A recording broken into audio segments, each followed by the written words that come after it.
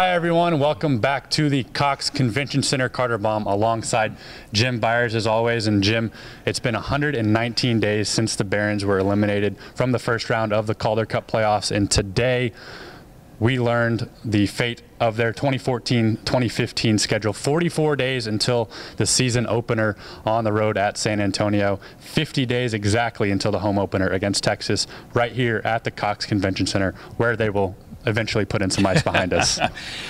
You know, one thing I like about the schedule this year, Carter, is it does start a week later. It's the same number of games, but it's in a 1 week shorter time span, which compresses things a little, which I like. It also gets us a week farther along in the football season, a little bit less head-to-head competition. So I like that opener being the second weekend in October.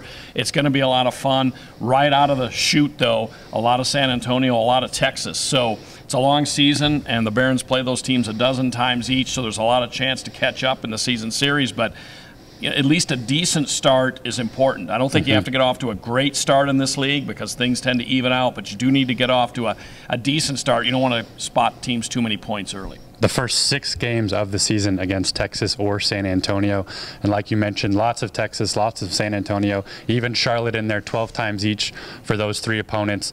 A little change this year with the realignment of some of the divisions. Iowa will see a little bit more and a little bit less of the Flames affiliate now in Adirondack. Yeah, I'm glad that even though the former Abbotsford team is now in Adirondack in upstate New York, that the Barons are still seeing them 2 times here and 2 times on the road. Keep the Battle of Alberta AHL style going. It wouldn't seem right not playing the Flames affiliate if you're the Edmonton Oilers affiliate, but you know, the breakdown of games by team is basically the same. You mentioned 4 more games this year against the Iowa Wild, 4 fewer games against the Flames affiliate, which is now in Adirondack. But otherwise, the proportion's the same. And, you know, I like seeing the division rivals a lot. I do think it creates good chemistry within the division, and certainly Charlotte, San Antonio, and Cedar Park, Texas are all nice places to go. So from a selfish standpoint, making multiple trips into there is just fine. Not too bad on some of those road trips. The first time Adirondack will make their first trip to Oklahoma City on February 20th. When you look at the schedule, it's really, really balanced. When you look at the away games and home games for a month-by-month breakdown, they're almost exactly even all the way throughout. And another bonus to the schedule, a really balanced out part, is there's only 4 3-3s throughout the entire season. That's a huge change. The first year of the Barons, 2010-11, there were 13 sets of 3-3. Now that was an 80-game schedule instead of 76, but almost half the games that first year were tied up in 3 games in 3 days. And in the early days, some of those involved combination of home games and road games. The 3-3s this year are either all here, there's 2 here, and there's 2 sets of 3-3 on the road. So that makes it a lot easier. And as time goes by, the schedule has gotten a little bit smoother from the Barons standpoint. The swings home and road have become a little bit more consistent just over time, and with the realignment of some teams made it a little bit easier. So there is really good balance. There aren't months where the team is only here 3 or 4 games and then gone most of the time. Another thing that's interesting is up to the first of the year, there's 16 games here at home, 16 games on the road. After January 1st, it's 22 and 22. Last year, there was a big imbalance in that. So it's really, I think it's going to make for a good schedule both for the fans here and competitively. Of those first 32 games of the season, 24 are against division opponents, a heavy division focus to the beginning of this year's schedule. You know, when you break it down, that's true. And, you know, the divisions are important, but only to a degree. It's nice to win the division title because then you guarantee yourself home ice advantage in that first round of the playoffs. But the 3 division winners make the playoffs, then the next 5 teams by best record. So once you determine the division winner, then it's just a matter of you're competing against all the other teams in your conference to see if you make the playoffs.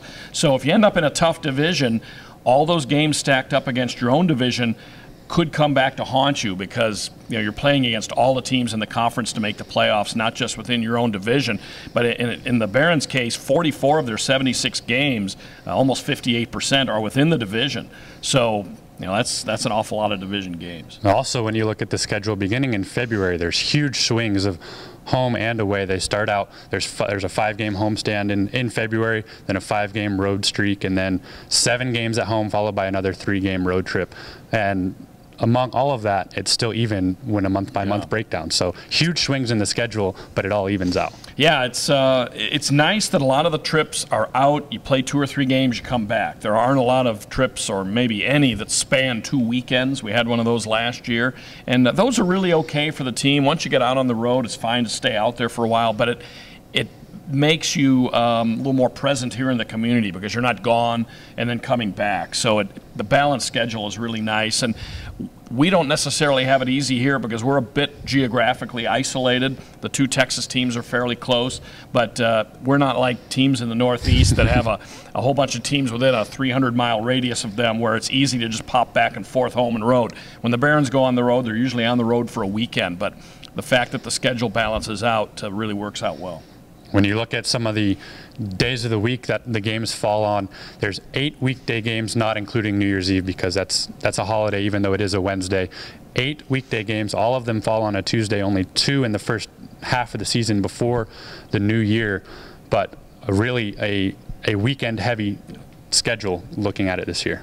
And that's important. You know, you have to play games when people can attend, and I think the breakdown of Friday, Saturday, Sunday games is good. And also there's double the number of Sunday games here, starting at either 2 or 4, depending on I think there's one 2 o'clock Sunday game, is there not, right before the Christmas break? Is that a Sunday game? I believe that's what it looks like right now. Yeah, and then, but, you know, at least mid to late afternoon games, those are fun. Fans can skate. They'll be able to skate here on the Cox Center ice after the game. Once again, you get a chance to meet some players and still have good dinner and get home in time to go to work or school the next day. And so the 6 Sunday games should be a lot of fun, and the games are a little more accessible then. All right, well, as we look at the schedule, I'm going to ask you, what is one game that sticks out in your mind as something you were looking forward to this season, road or at home? Well, you know, when you do this and you have the pleasure and the honor of being able to do this a lot, you look forward to seeing different places. So the 2 trips to Adirondack I'm really looking forward to. I haven't been to that part of upstate New York. But as far as the home games, the game I'm probably pointing to the most is kind of early in the season, November 8th against Toronto.